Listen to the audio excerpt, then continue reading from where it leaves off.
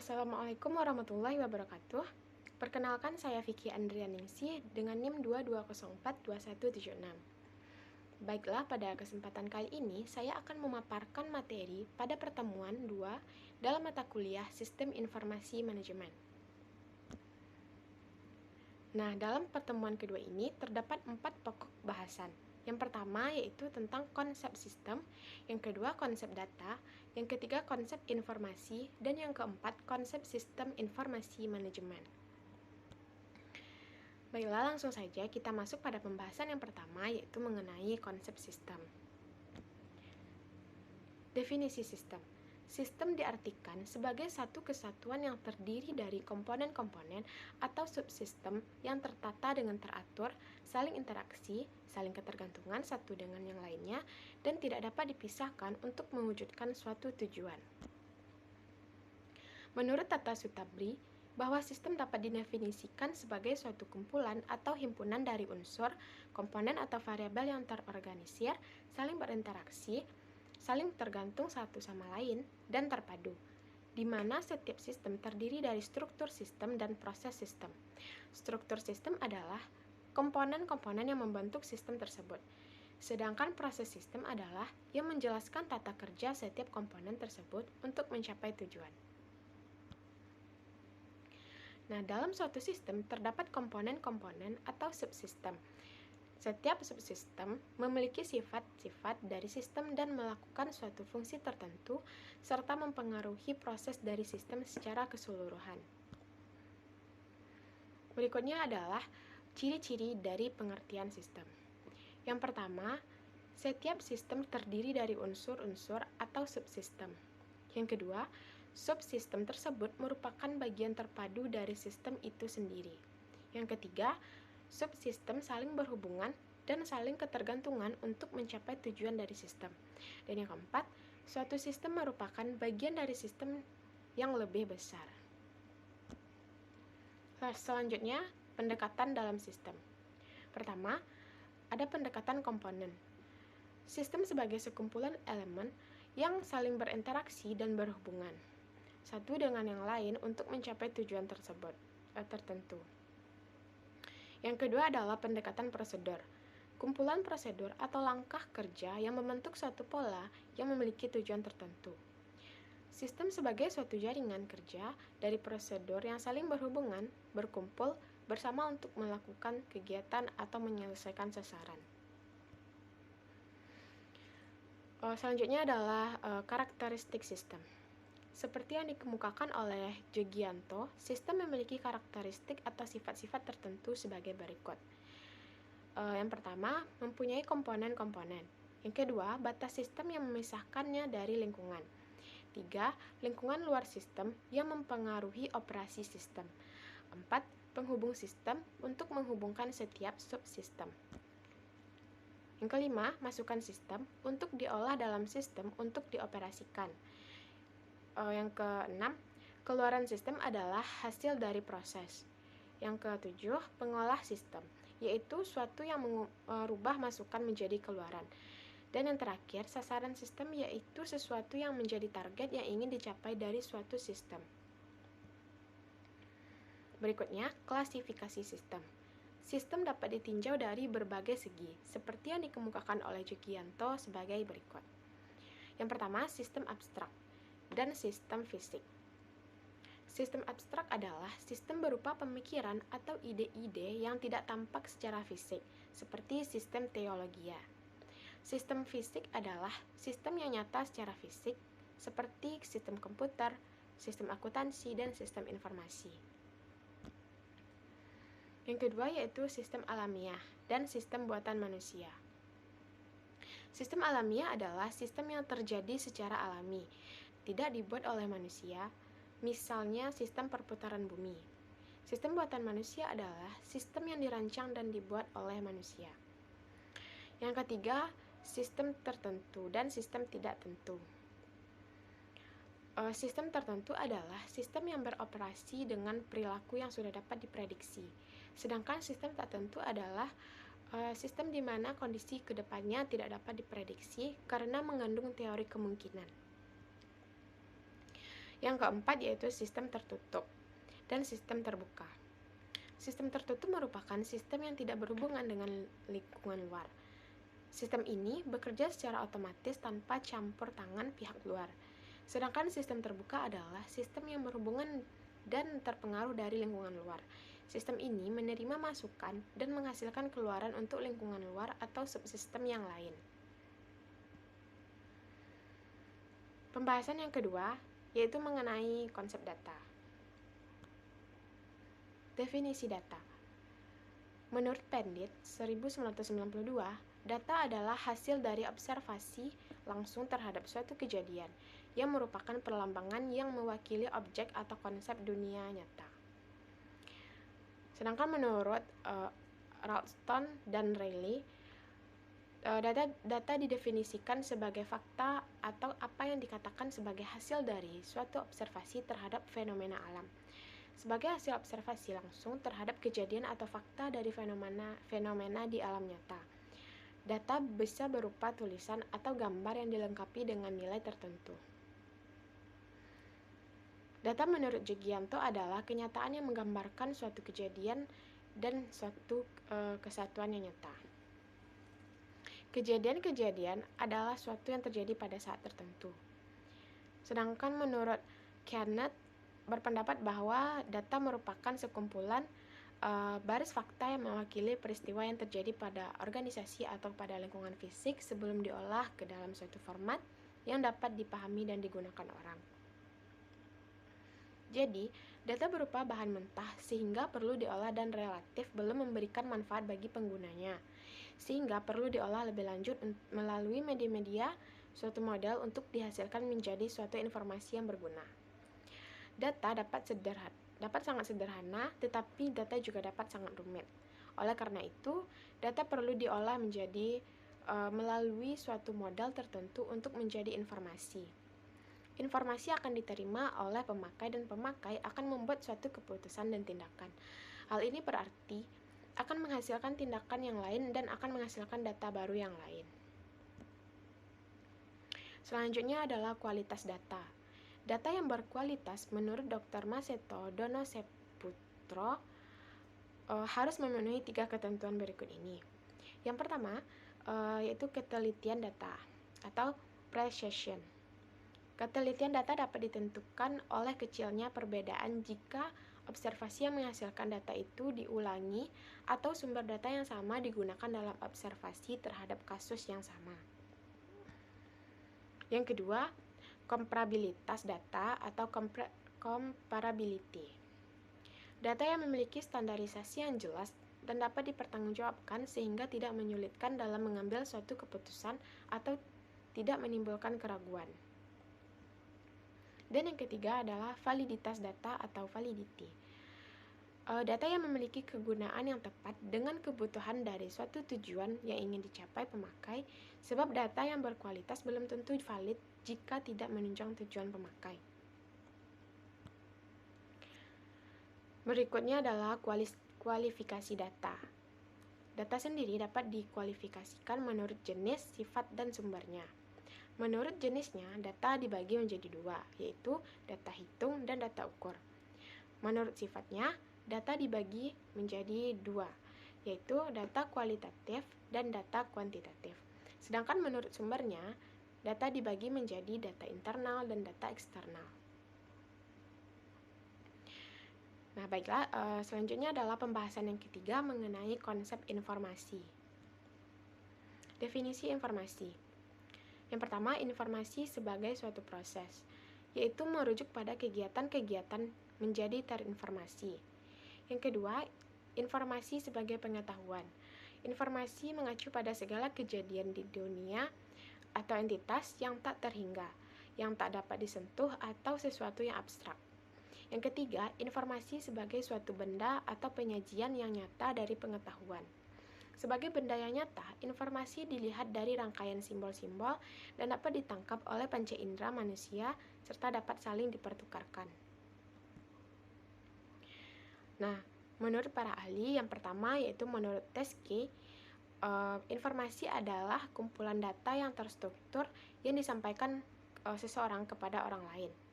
Menurut Gordon, informasi dari sudut pandang sistem informasi adalah data yang telah diolah menjadi sebuah bentuk yang berarti bagi penerimanya dan bermanfaat dalam mengambil keputusan saat ini atau masa mendatang.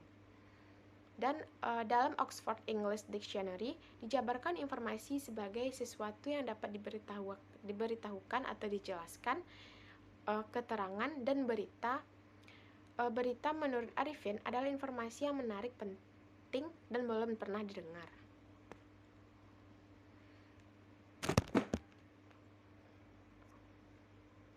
Sedangkan dalam Undang-Undang Nomor 14 Tahun 2008 tentang Keterbukaan Informasi Publik, informasi yaitu keterangan, pernyataan, gagasan, serta tanda-tanda yang mengandung nilai, makna, dan pesan baik data, fakta, maupun penjelasannya yang dapat dilihat, didengar, dan dibaca, yang disajikan dalam berbagai kemasan dan format sesuai dengan perkembangan teknologi informasi serta komunikasi secara elektronik maupun non-elektronik.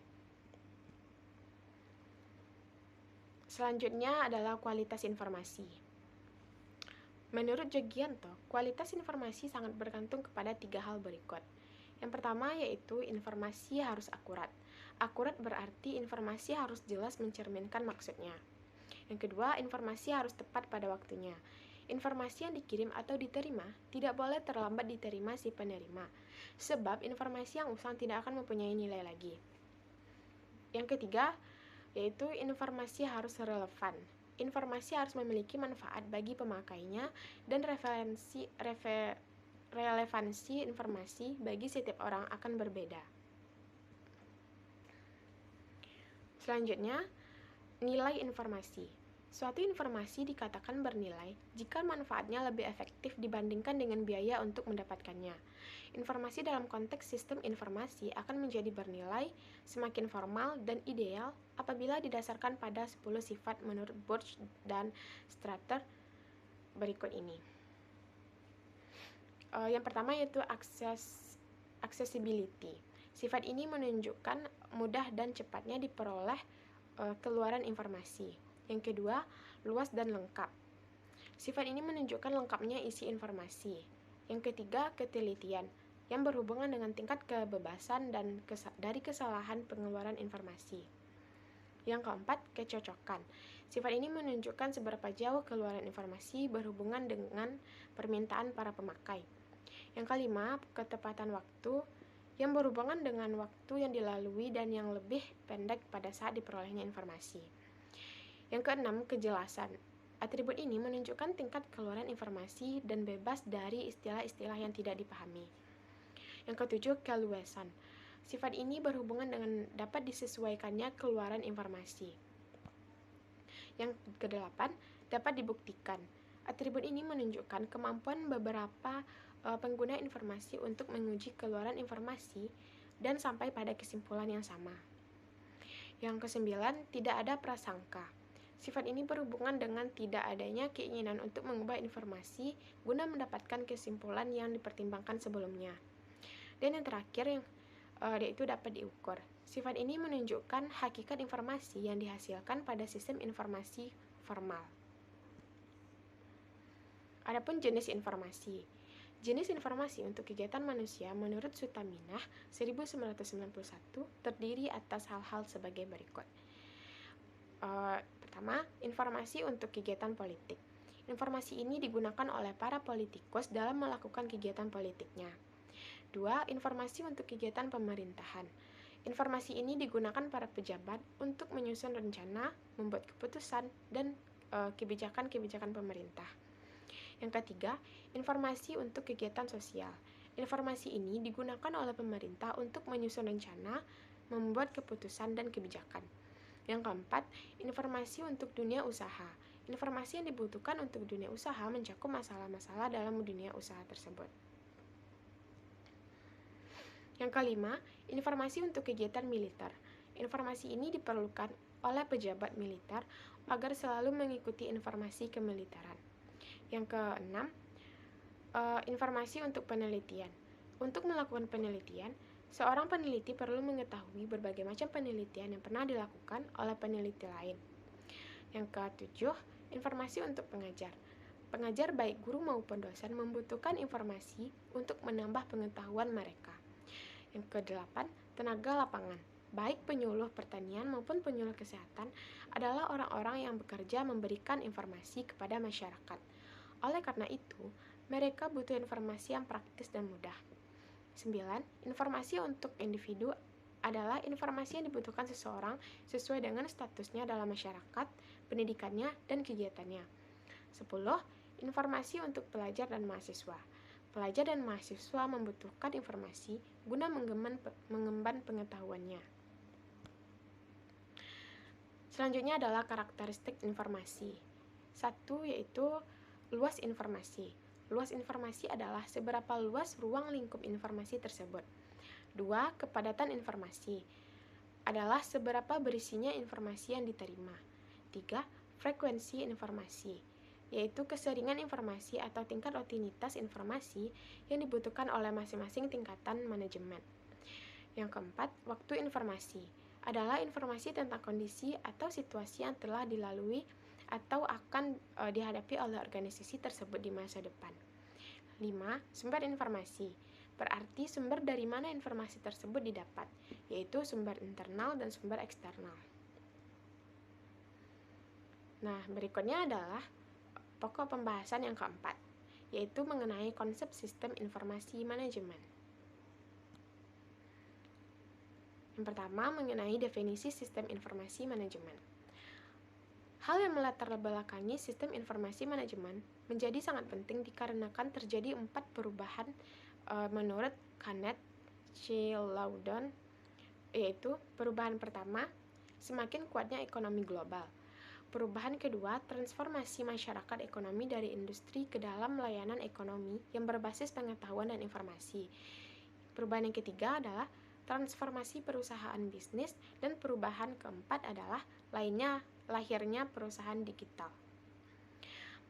Menurut Jugianto, sistem informasi didefinisikan sebagai suatu sistem di dalam suatu organisasi yang merupakan kombinasi dari orang-orang, fasilitas, teknologi, media, prosedur-prosedur, dan pengendalian yang ditunjukkan untuk mendapatkan jalur komunikasi penting, memproses tipe transaksi rutin tertentu, memberi sinyal kepada manajemen, dan yang lainnya terhadap kejadian-kejadian internal atau eksternal yang penting dan menyediakan suatu dasar informasi untuk mengambil keputusan yang cerdik.